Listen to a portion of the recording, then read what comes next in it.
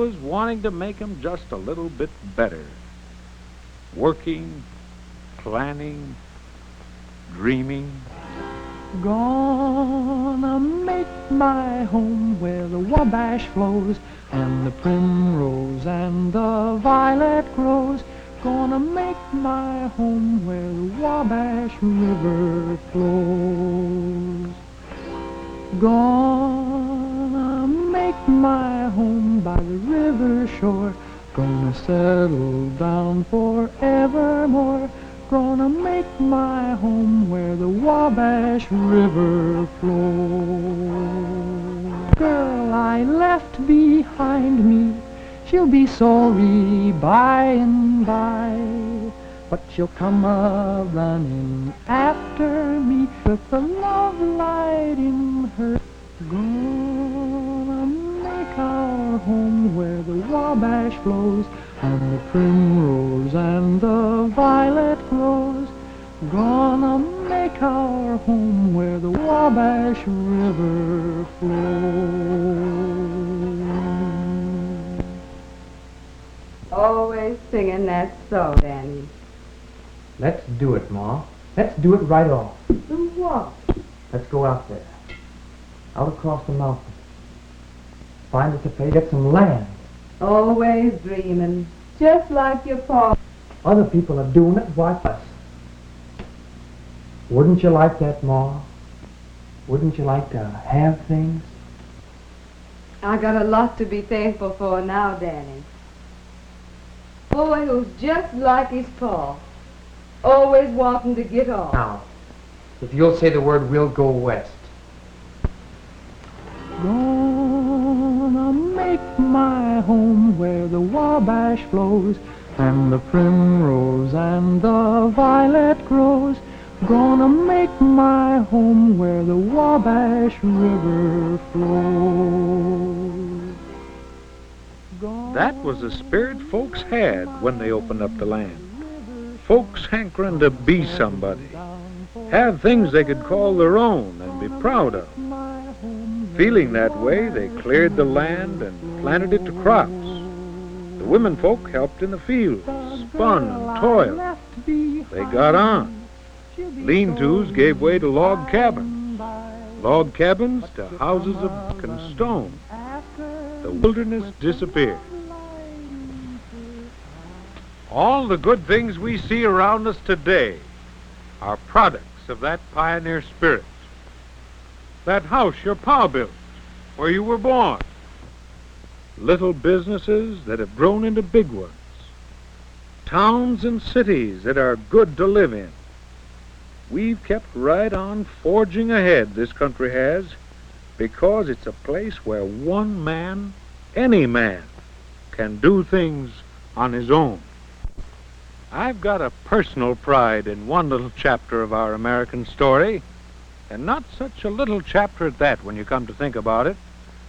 All my life I've worked for the railroad, and railroads, believe you me, grew up the American way. Wasn't much in this part of the country to make anybody want to build a railroad when some get-up-and-go Hoosiers started this one. Weren't enough people in this whole territory then to fill up a fair-sized county today. Land was mostly the way nature made it. A whole lot of this United States was like that back in 1846 and thereabouts. Fact is, it was only beginning to look like the United States as we know it today. Less than 50 years had gone by since the original 13 states started to spread out. Texas was just getting into the Union, and the Oregon country. Here in this middle part of the land, Congress had set up what they called Northwest Territory. Then, as settlers began to fill up parts of it, they cut it up into territories and states. Ohio, Illinois, Wisconsin, Indiana. It was down here in southern Indiana along the Ohio River that the folks I spoke about began to build the railroad. There wasn't any very good way to haul things once you got away from the river. That's what kept the country from developing faster, depending on riverboats, a few roads and canals. These weren't enough. And some far-sighted folks knew they weren't. Folks like James Brooks of New Albany, Indiana. There isn't any reason in the world for doubting this, gentlemen. Railroads are being built in the East, and not by dreamers either.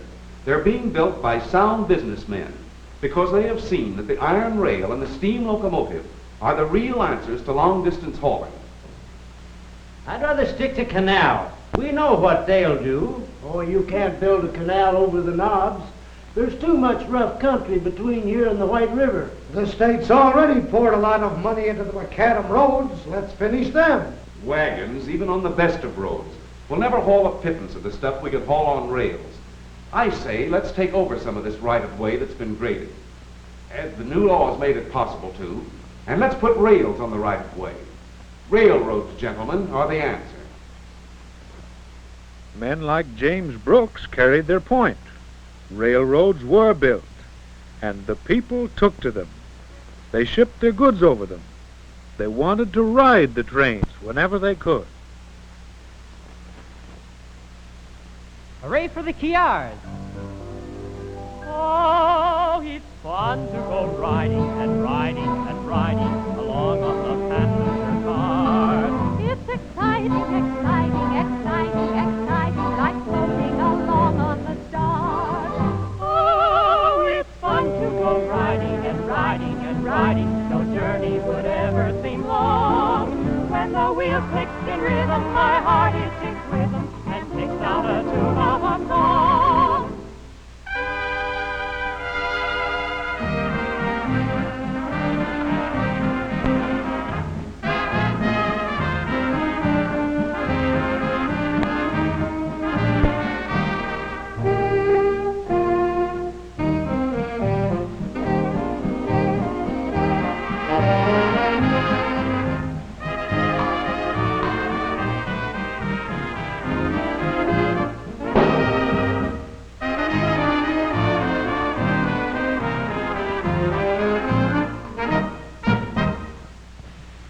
Yes, sir, folks took to the railroads, and a lot of them were built, but it was a big job. Take this line that James Brooks and his friends began in Indiana, for example. They tackled only 30 miles or so of it at first. They began down here in, and went on up to Salem. Matter of fact, they called it New Albany and Salem. But they had bigger ideas than that. They got themselves a charter which allowed them to go any place in Indiana. So by 1852, they got up here to Orleans. Not very far, you might say, but it was hard going. Then some other folks took a hand. At Crawfordsville, they decided to build a railroad to hook up with the Wabash and Erie Canal at Lafayette. Indiana's only Lake Michigan port. Main trouble they had with the whole thing was money. It didn't grow on bushes in those days, or on Washington cherry trees either. By the time the railroad got to Lafayette, it was out of money. And that's where Hoosier ingenuity took over. And that's where this roving charter came in mighty handy.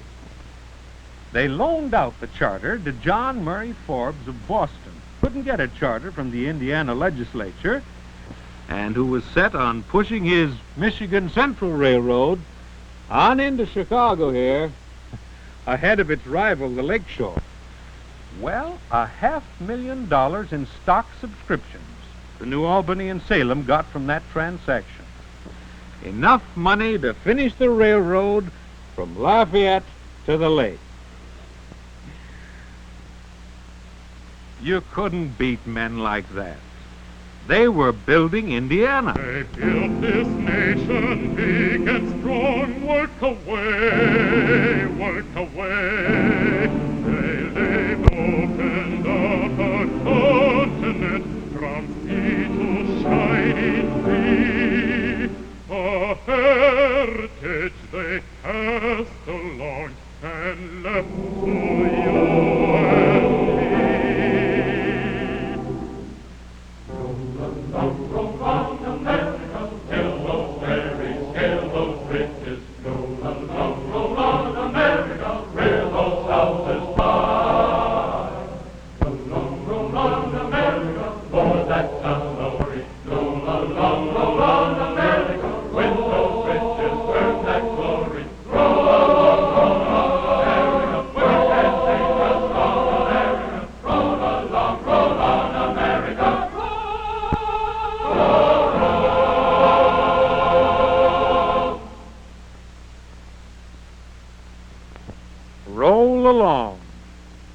That's what we've been doing, haven't we?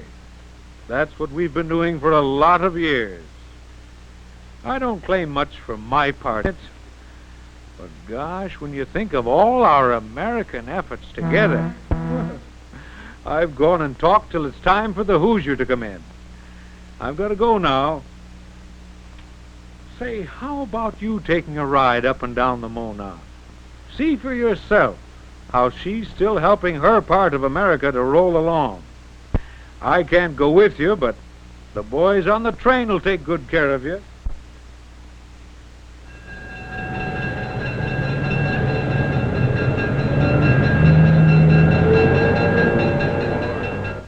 Up and down the Mona, everything is fine, 'cause that root-tootin' Mona, she's a Hoosier Line. All up and down the line, you can see how the railroad has helped to create American prosperity. Farms producing great quantities of never be fully marketed without modern mass transportation. Factories which assemble their raw materials from a lot of far-flung points and send their finished products everywhere. Towns and cities in which people have grown used to buying things which are brought from all over the world. Our way of life, which is literally a product of railroads at work. Take these factories which make prefabricated houses. Their lumber comes from as far away as the Deep South and the Pacific Northwest. Their steel begins as iron ore from the Minnesota range, ore which is converted in some of the world's largest mills located in northern Indiana. Countless other items have to be shipped in this from hundreds of different places in order that one complete house can roll off the assembly line. Roll on, American yellow, very yellow. All up and down the railroads of America, this miracle is repeated and repeated. Railroads are not the only transportation used, of course, but because of their tremendous capacity, their unfailing reliability, and their basic economy, they are the backbone of American industry and American agriculture.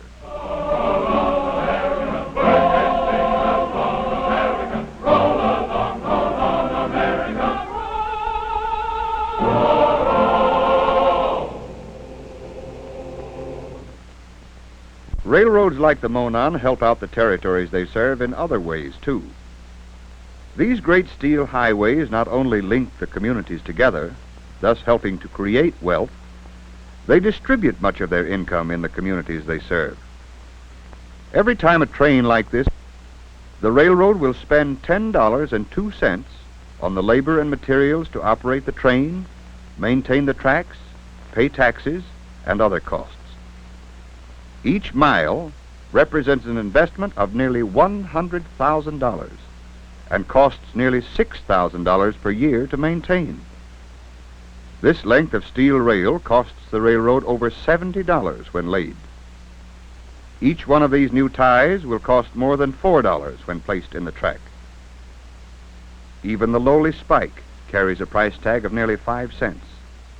The Monon has to haul a ton of freight 3 miles in order to earn 5 cents. Work like this creates big payrolls which are spent in cities along the line. Taxes take a large part of it, too. Taxes consume more than half of the revenue which is left after other expenses have been paid. Every mile of track which this train traverses pays an average annual tax to the county, state, and federal governments of $2,163. Taxes paid by the railroads go to maintain the public schools and to provide other essential services in the community. In many counties, more than half of all the local taxes are paid by the railroads. And on a national basis, the railroads pay out 4 times as much in taxes as they do in dividends to their stockholders. No other form of transportation makes any such contribution to the area it serves.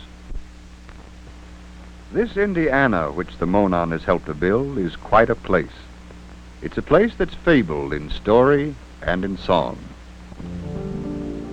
Many are the wonders that are lovely to behold. Oh, nature does her handiwork right well.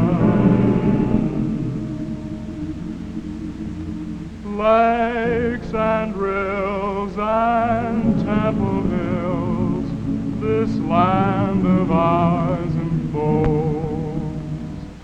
But in one spot my fondest memories dwell.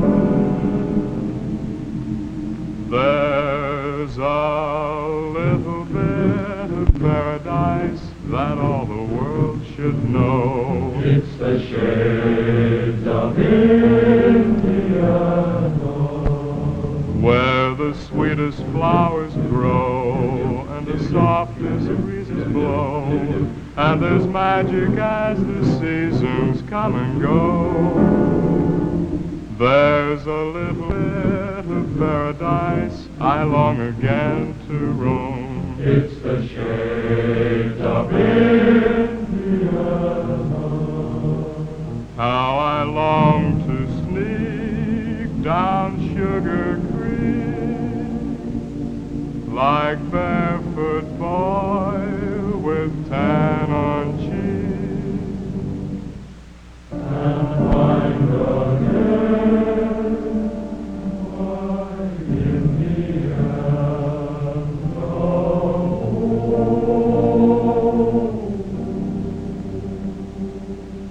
And find again my Indiana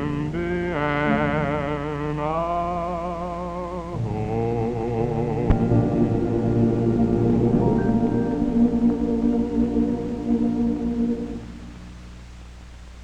There's a little bit of paradise that all the world should know. It's the shades of India, where the sweetest flowers grow and the softest breezes blow, and there's magic as the seasons come and go. Spring Mill, the dunes. They're all part of the great picture which the good Lord painted in Indiana, and which Hoosiers have tried to preserve and throw open for the enjoyment of everybody. Take a look at the towns and cities in Indiana, too. They're alert, progressive, forward-moving, full of good, sound enterprise. And they're homey and friendly, Hoosier towns, with all that that folksy term implies. Even the big industrialized places like Indianapolis, the capital, are Hoosier right down to the roots. All of its factories, its varied business enterprises, haven't robbed Indianapolis of that friendly atmosphere which prompted a famous Hoosier poet to call the city high heaven's sole and only understudy. Monument Circle, which is the city's most distinguishing landmark, typifies this survival of the neighborly spirit which is so apparent throughout the Hoosier state. Indianapolis, too, is the scene of one of the world's great annual sports events, the 500-mile Memorial Day race. Each year since 1909, America's most daring drivers have piloted their mechanical steeds around this great proving ground for the automotive industry, and in these grueling contests have tested nearly all of the new developments in automobile engineering. For years, the Monon has helped to bring in the countless thousands who descended on Indianapolis for this event, transported them in an atmosphere of real Hoosier hospitality on its famous Chicago-Indianapolis train, the Hoosier.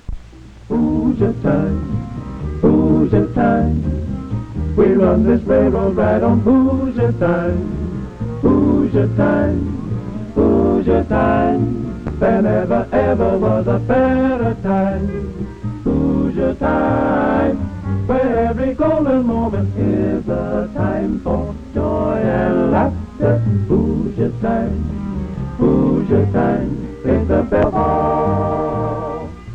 Hoosier towns, American towns, towns where industry and thrift and independent initiative are admired and rewarded. Good towns in which to locate factories. The whole state of Indiana has an enviable record of friendly relations between management and labor and government. State and local taxes are extremely favorable to business. Transportation facilities and power resources are unexcelled. That Hoosier air is healthy for business. Hoosier time, we run this railroad right on Hoosier time, Hoosier time. The present management of the Monon has been extremely progressive in its efforts to provide its online communities with the finest in transportation service and equipment. The Monon was the first Class 1 railroad to become completely dieselized. Centralized servicing facilities with every modern device for maintaining equipment and expediting repairs ensure dependable schedules. Diesel power in all switching operations means smooth handling of cars, minimum breakage or damage to shipments. Along the railroad, vast improvements have been made. Miles of new track have been laid. Lines have been shortened and straightened. Bridges have been strengthened. Some have been completely rebuilt. Signal systems are being continually improved. New interlockers installed to increase speed of train movement. Oh, up and down the Monon, everything is fine, 'cause that route is built. All points on the Monon are now connected by dependable overnight freight service. To expedite interline movements, schedules are arranged so that they integrate efficiently with the schedules of connecting lines. This is especially important when it is recalled how many major railroads intersect the Monon and how strategically located the railroad is as a bridge line between its great terminals of Chicago, Indianapolis, and Louisville.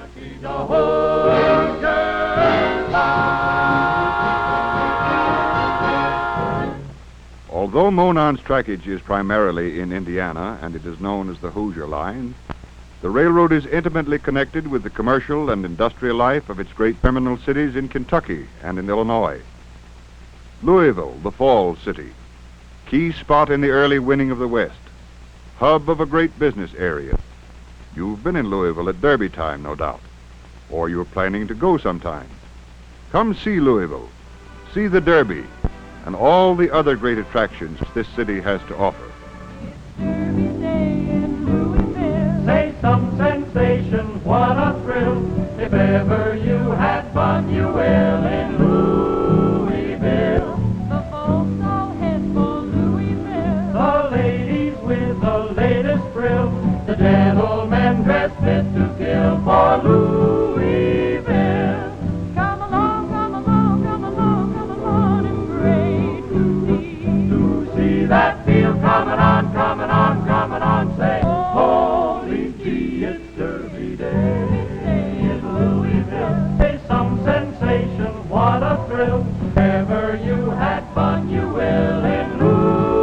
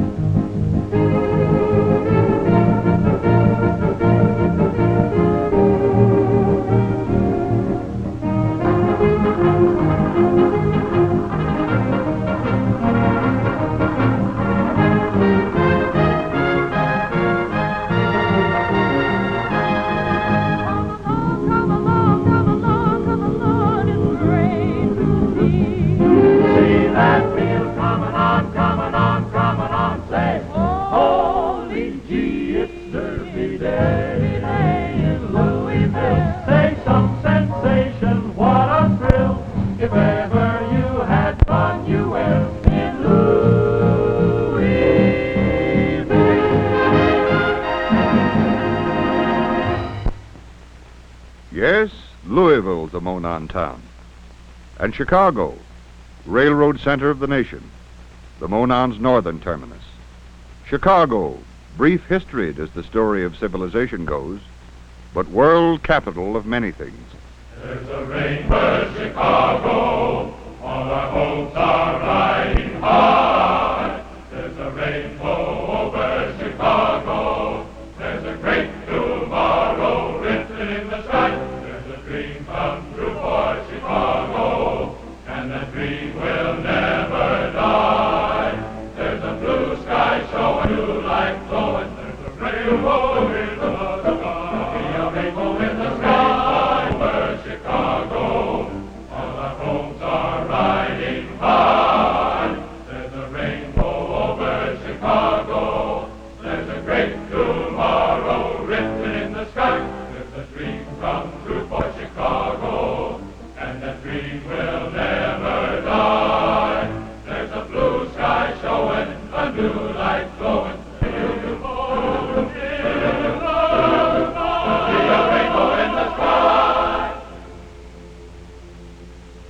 Chicago, Indianapolis, Louisville. The Monon links together these three great cities, a host of fine communities in between.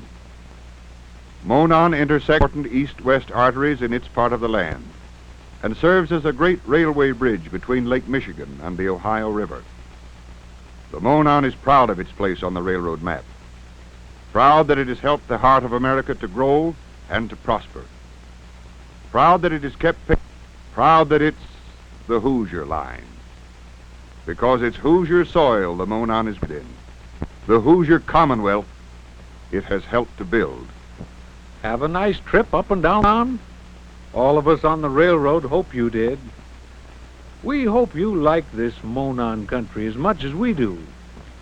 We hoped you saw how the Monon means something to you, whether you live in Indiana or some faraway part of the country.